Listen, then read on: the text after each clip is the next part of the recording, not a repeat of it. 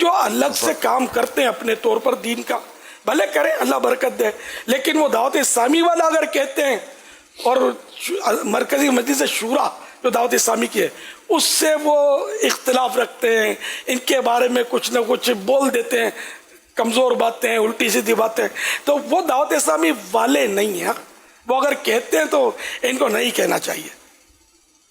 دعوت اسلامی والا وہی ہے جو مرکزی مجلس شورا کے ہر اس حکم پر جو شریعت سے نہیں ٹکراتا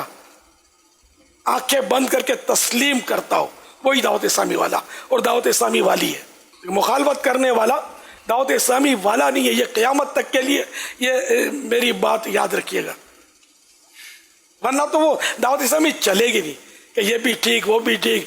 نگران خراب تو فلاں رکن خراب تو انتظامی پاکستان جو چلا رہا ہے اس میں یوں ہے وہ ہے، یہ جو نکتہ چینی کرتا ہے نا تو وہ دعوت اسلامی والا نہیں ہے۔ خلاف شرع اگر کوئی یہ پاتا ہے کسی رکن شورا میں تو ٹھیک ہے، اس کی اصلاح کرے، معصوم نہیں ہے مرکزی مجلس شورا والے، نہ میں معصوم ہوں، ہم خطا کرتے رہے، خطا کرتے اور آئندہ نہیں کریں گے اس کی کوئی گارنٹی نہیں ہے، تو اعتراف کرتے ہیں،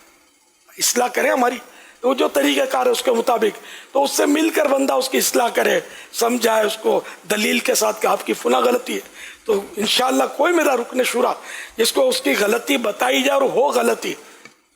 تو وہ لڑائی نہیں کرے گا آپ سے انشاءاللہ، میرا ان پر مان ہے، یہ لڑتے نہیں ہیں الحمدللہ۔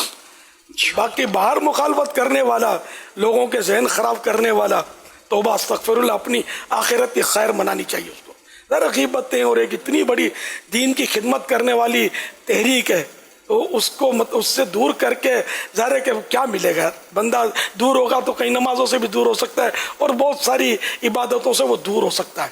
یا نعوذ باللہ ایمانیات کے بھی اس کے لالے پڑ سکتے ہیں۔ خطرات، چاروں طرف خطرات میں امت گری ہوئی ہے، اس وقت سمجھنا چاہیے سب کو،